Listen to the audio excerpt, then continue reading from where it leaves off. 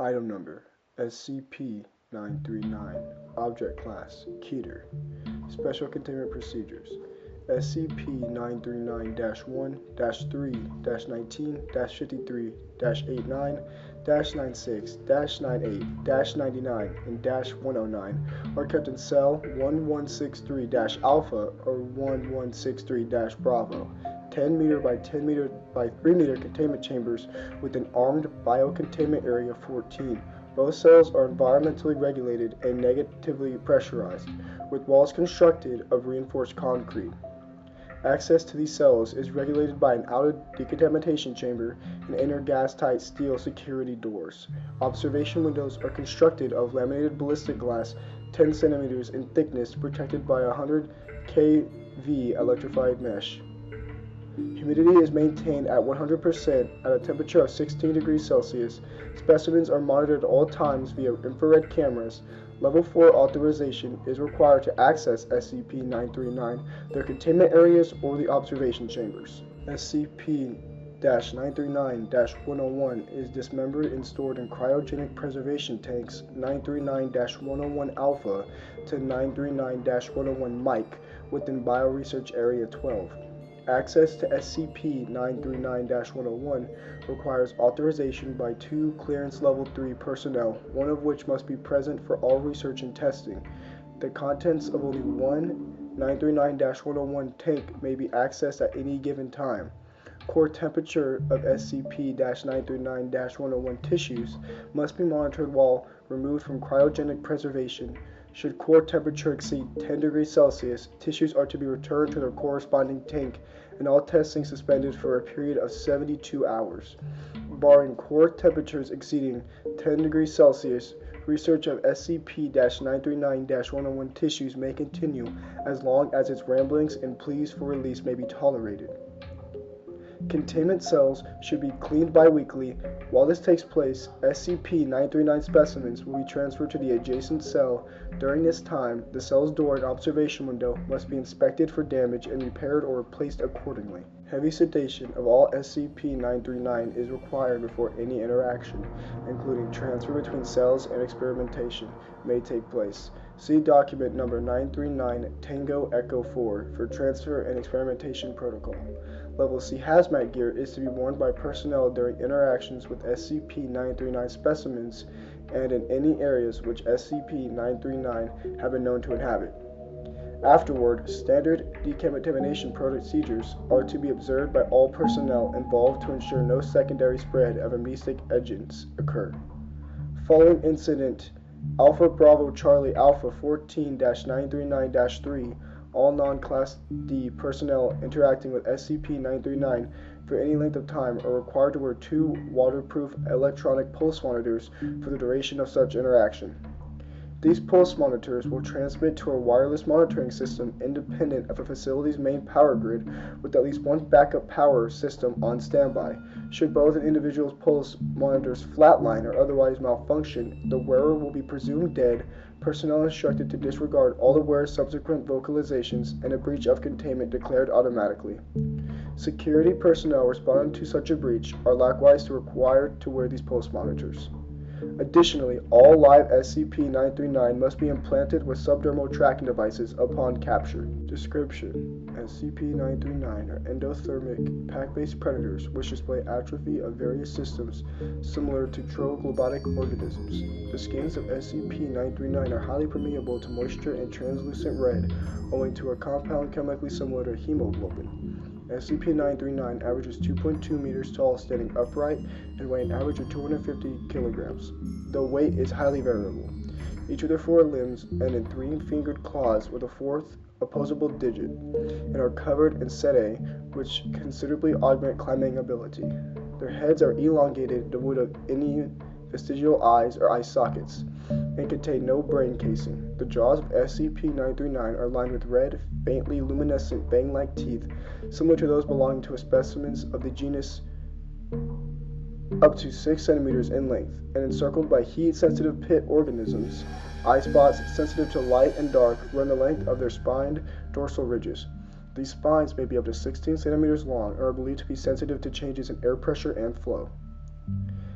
SCP-939 do not possess many vital organ systems.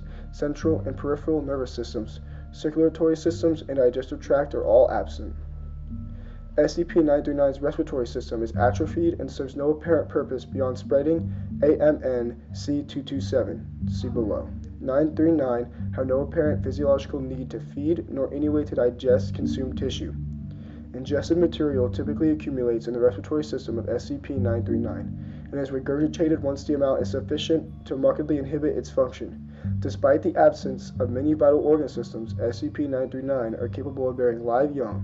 See Addendum 10-16-1991. SCP-939's primary method of luring prey is the imitation of human speech and the voices of prior victims. The imitation of other species in nocturnal hunts have been documented. SCP-939 vocalizations often imply significant distress. Whether SCP-939 understand the vocalizations or repeating previously heard phrases is the subject of ongoing study. How SCP-939 acquires voices is not currently understood. Specimens have been documented imitating victims despite never hearing the victim speak. Analysis of SCP-939 vocalizations cannot distinguish between SCP-939 and samples of known victims' voices. The use of biometric voice recognition security or identification systems at any installation housing SCP-939 is strongly discouraged for this reason. Prey is usually killed with a single bite to the cranium or neck. Bite forces have been measured in excess of 35 MPa. SCP-939 exhale minute traces of an aerosolized Class C emistic designated AMN-C227. AMN-C227 causes temporary anterograde amnesia, inhibiting memory formation for the duration of exposure. Plus an average of 30 minutes, it is colorless, odorless, and tasteless with an estimated ECT-50 for inhalation of 0.0015 milligrams by minutes divided by m squared. And with well-ventilated or open-air environments, risk of exposure to ECT-50 is greatly reduced but not negligible. AMN-C227 is typically undetectable in the bloodstream 60 minutes following cessation of exposure. Reported sensations of disorientation and mild hallucinations immediately following removal from environments saturated with the agent are similar to recreational use of numerous psychoactive substances and easily mistaken as such. Thank you for taking the time to meet with me, Mr. Simon. To begin, I'd like you to relate the events of June 5th in as much detail as you can. Okay. I called some friends and we decided to go for a hike, just sort of fuck about in the woods, you know. It was a nice enough day out and we had nothing better to do. I remember nothing seemed strange until I commented on a feeling of deja vu. Someone gave me a funny look and said she felt it too. We all did. Must have been the only one smart enough. He got creeped out and went home.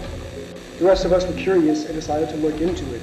I mean, have you ever heard of 5 people all feeling deja vu at the same time? Can't say I ever have. Please, continue. It got even stranger. The feeling of familiarity got stronger and stronger as we neared. Yeah, huge cave nearby. I don't think any of us had ever been inside before. We only had one flashlight, and it was dumb as hell in hindsight, but we went inside. The feeling kept getting stronger the further in we went. I know I keep calling it deja vu, but that's not the right way to put it. It was more of a general feeling of familiarity, not like this had happened before, but something about it was just familiar, and nobody could put their finger on what. The deeper we went, the more familiar it felt. The more certain we felt we were getting closer. To what? I don't know. None of us knew. And that's why we kept going. Did you find anything?